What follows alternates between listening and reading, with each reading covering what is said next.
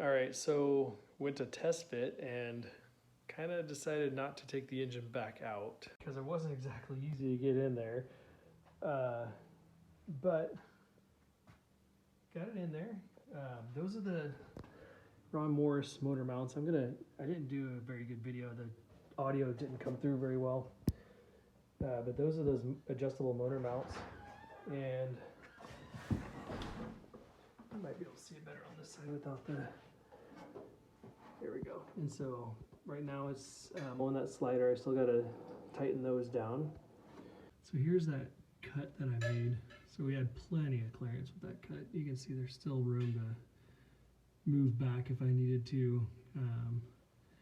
The boot is just in there, real nice, into the shift, into that hole there, and so I'm not going to have to adjust that at all.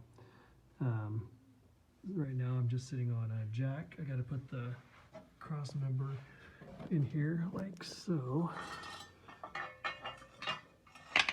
Set it over here. So the cross member will go up in here, and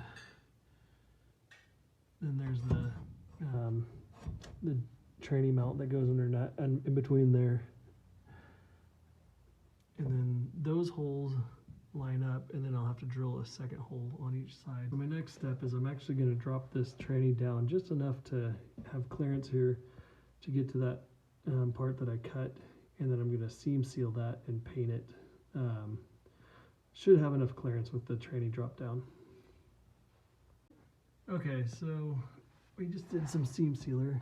Kind of hard to see right here, but it's that gray spot right there.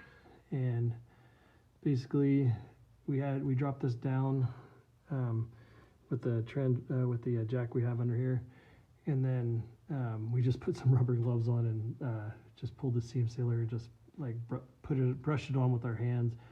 Dries in about 30 minutes, and that's where we're going to leave it, because nobody's ever going to see this, hopefully.